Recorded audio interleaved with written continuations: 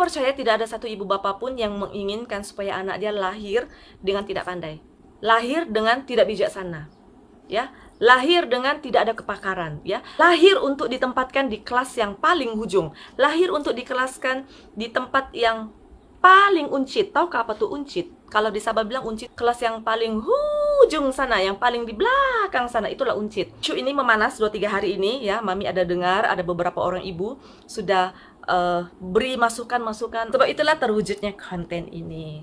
Mungkin salah satu yang boleh kita ambil dari negara Finland atau Finlandia, mereka di sekolah, sistem mereka tidak ada membandingkan anak yang bijak dengan anak yang kurang bijak. Jadi mereka tidak ada istilah kelas E dengan kelas B, tidak ada istilah engkau pandai atau engkau bodoh, tidak ada.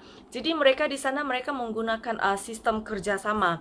Baik engkau pandai, engkau tidak pandai, level kau 1, level kau 2, mereka menggunakan sistem kerjasama. Jadi anak-anak mereka sana terdidik dengan sistem kerjasama. Anak-anak mereka di sana terdidik dengan satu wibawa, menghormati, ada satu perwatakan yang menghargai.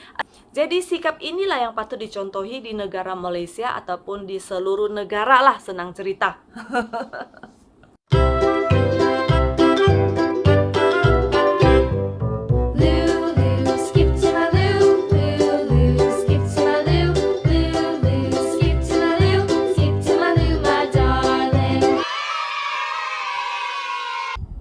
Hai, hello semua, apa kabar? Halo, Tachahau.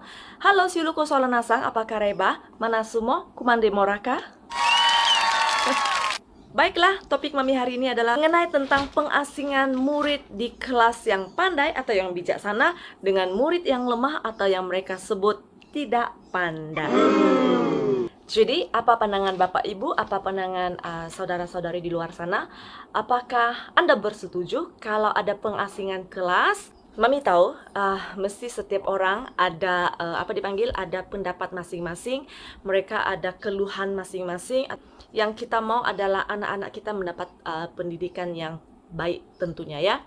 Di tahun 2019 kalau saya tidak salah, ya, tahun lalu lah kan, kita memang kerajaan Malaysia memang sudah meniadakan, ya, pengasingan kelas. Tidak ada pengasingan kelas lagi di Malaysia sejak tahun 2019. Tapi saya tidak tahu apakah mungkin masih ada sekolah yang mengamalkan begitu. Saya kurang tahu, tapi masing-masing kita boleh cek lah, ya. Isu ini sangat hangat diperkatakan masa tahun 2019, di awal tahun 2019.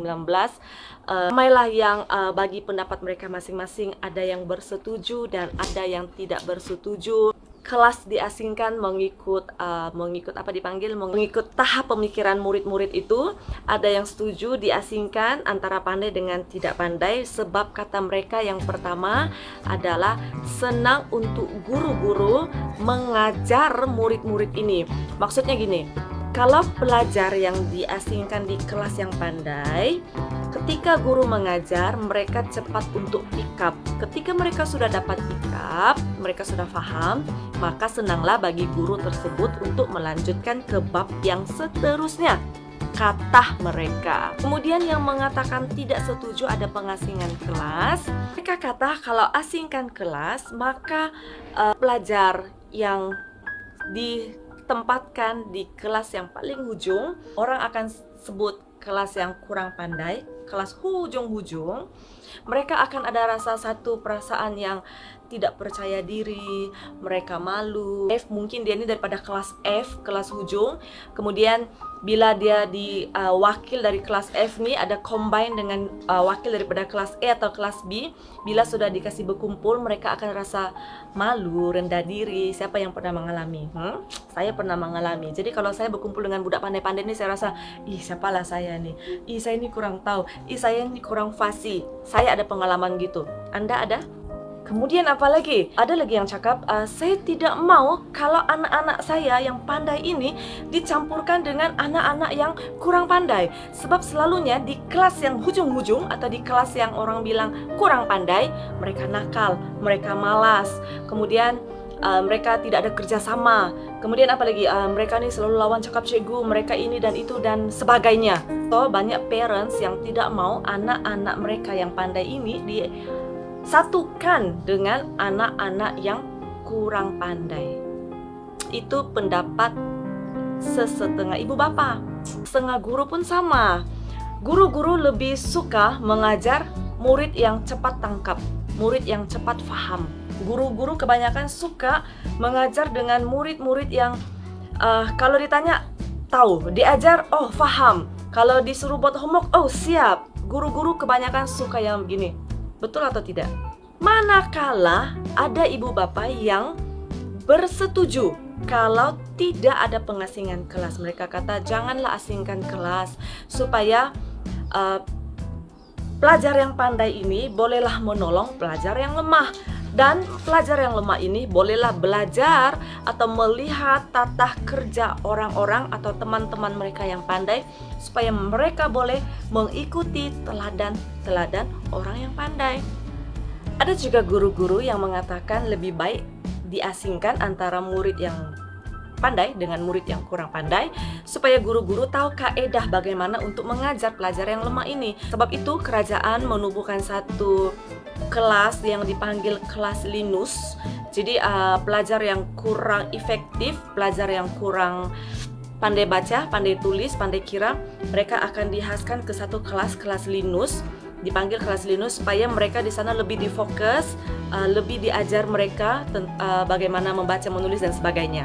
Tapi yang membuat tidak shock adalah ketika murid-murid ini berjumpa, ya, murid pandai dengan murid yang kurang pandai, mereka akan saling berolok-olok, mereka akan saling cakap, you are loser, kamu kalah, saya selalu menang. Anak saya pengalaman macam itu. Anak Anda pernahkah? Kalau anak saya pandai, kemudian dia bully kawan dia, kalau saya dapat tahu memang saya rotan dia. Memang saya rotan. Sebab itu apa? Itu sombong namanya, ya.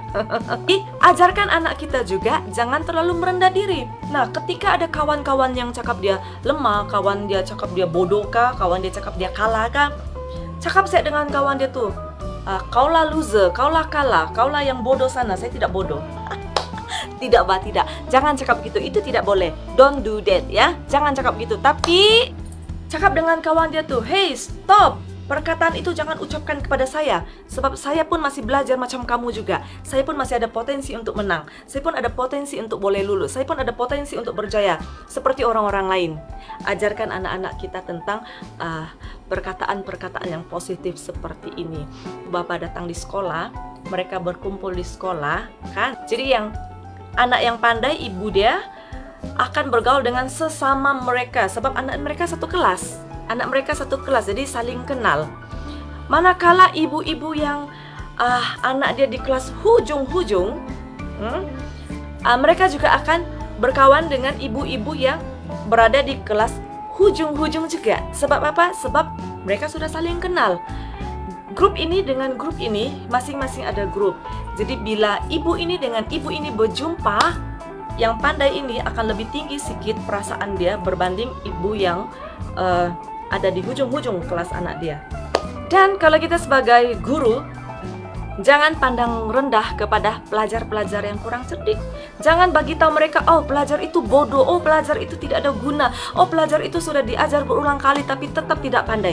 Jangan katakan bodoh, tidak pandai, degil dan sebagainya kepada pelajar itu. Kalau dia bodoh, ajar. Ya, kalau tidak pandai, ajar.